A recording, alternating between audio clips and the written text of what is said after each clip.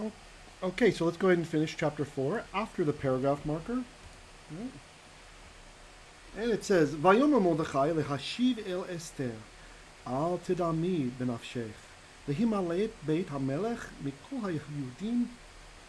Then Mordechai said to bring back unto Esther, right? So what to bring back? He's talking about the message to tell her. Do not tidami. So this could be from Dameh, Dalet Memhe 1, or Dalet Memhe 2, or from Damam. So I think it's probably the one meaning to be silent, right? So do not be silent in your soul or for your life, right? The himalet, that might escape. Malat is to escape, and this is niphal. See the dot in there where the noon went inside? The himalet, to escape.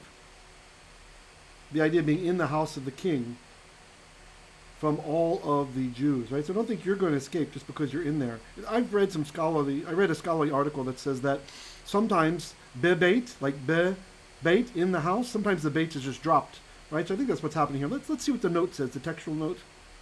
Okay, mi beit. Oh, look, see down below also beit, the lower part of the mark. So the apparatus is recognizing either mi beit or beit, but I think it's just the stylistic issue of dropping the beit sometimes before the word beit, because really beit also means inside.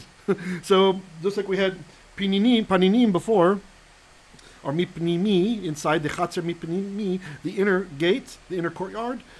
Beit can also mean the inside, like of the temple or something like that.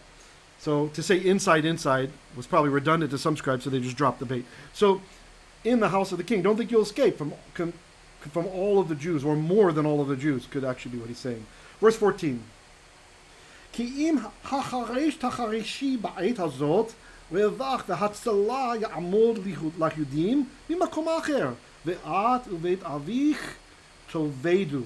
Umi yodea im le'ait kazot, hi ga'at lamalchut. Okay? So, for if hacharesh tacharishi, so this is the hiphil form from harash, which is to be quiet. It almost sounds onomatopoetic, poetic, like harash, like be quiet, be quiet. So this is infinitive absolute. When you have infinitive absolute before the normal verbal form, it usually means like indeed. Probably the most famous form of this is mot yumat, shall indeed be executed, shall indeed be put to death, yumat, executed.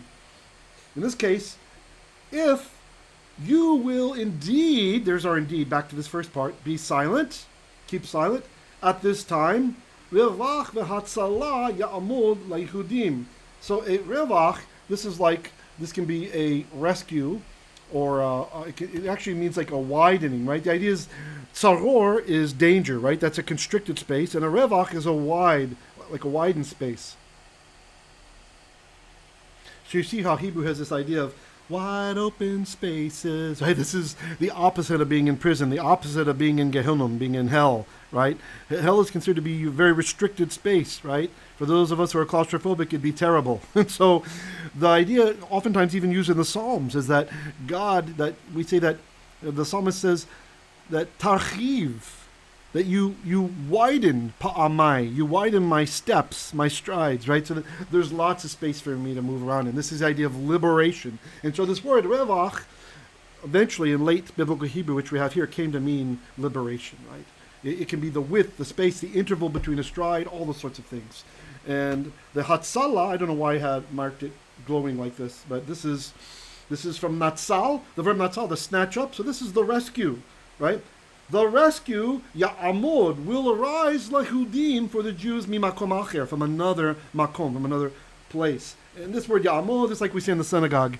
Ya'amod, Yirmiyahu ben Avrom, right? Arise, Jeremiah son of Avram, or whatever your name is. You get called up to the Torah this way, to read from the Torah, right? Ya'amod, may he stand. And for those synagogues that have girls read from the Torah, they say ta'amod, right, the feminine form. So same form here, that will arise for the Jews, hatzalah, a rescue, right? A snatching up, like the heaven is leaning down and snatching up from the ground. Ve'at, but you, uveit avich, and your father's house, tovedu, shall perish. Umi yodea, and who knows, im le'ait kazot, if such a time as this, he got la malchut, that you have reached the kingdom, meaning like your reigning position, your position to reign. Verse 15. Vatomer Esther lehashiv el Mordechai. Then Esther said to return to Mordechai, so she's returning, and answer. Verse 16. Actually, let me scroll 16 up so so it's easier for me to see it or the way I'm sitting. Verse 16, and we're getting close to the end of chapter 4. Lech, pardon me. Okay. So actually he's saying this. Okay. She's saying this. Lech, כנוס את כל היהודים הנמצאים בשושן וצומו עליי ואל תאכלו ואל תשתו 3 ימים לילה ויום גם אני ונערותי עצום כן ובכן אבוא אל המלך אשר לא חדל וכאשר עבדתי. Sorry for my girl voice, it's not not very good. So she's saying, Lech, I'm not going to do the girl voice in English, okay?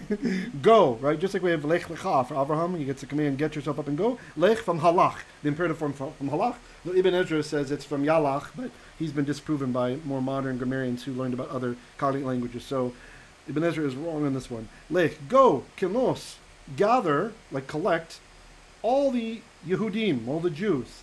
Hanim Se'im, who are found. Notice here we have the participle form, Nim Se'im, and the Hey means like Asher, those who are found, the ones who are found at Shushan, that they will fast on my account. And she gets clear here. So it's not enough to say they will fast. She's like, look, this isn't just like, a juice fast, guys. Okay? You're not going to have your Jamba juice and call it a fast. Ve'al tochelu, that they shall not eat. Ve'al tishtu, and they shall not drink. This is a strict Jewish fast. No eating and no drinking. How long? Shloshet yamim, 3 days. Laila, night, vayom, and day. So she's making clear this is not a Muslim Ramadan, quote, fast. If they say they fast for 40 days, they pig out while it's still dark, and then that night they pig out again. I remember learning from a great apologetic missionary, evangelist, I should say, to Muslims, that he said he's from an Arabic country. This is Christian Prince, and he said that during the time in Ramadan, everybody gets fat. So it's a fast where they're getting fat. Anyway, this is a real fast, and not only real, no drinking either. Vayom gam ani v'narotai, and also I and my maidens, atzum, I will fast, kain, such. Uvachain, and uvachain, this was like, literally it says, and in thus, or and with thus. So it's something like in this condition, right? At the way this is, avo, I will go, el hamelech, to the king. Remember, she's not summoned, so it could be death sentence, and she hasn't seen him for 30 days, so there's a little bit of concern. Asher lo chadat, which is against the law, basically is what that says. V'chasher avati, and it shall be that if I perish, I perish. And it's very interesting, she uses the perfect form here in her speech, like a finality. She doesn't say a'avod, as we would expect, like I will perish in the imperfect. It's in the perfect. If, so she's really saying, if I've perished, then I've perished. Very, very interesting, I think, to add to the solemnity of what she's saying. Yeah, that's not something you would usually find. All right, and let's finish with verse 17. Vayavor Mordechai vayas kachol asher tzivta alive Esther. Then Mordechai, it literally says crossed, right? I think colloquially it means left. Then Mordechai left, and he did according to all which Esther commanded upon him, right? Commanded him to do. So he is obeying what the queen is saying. And this is the end of chapter 4. You see we have the Satumah here marker, the end of the section. Next is chapter 5.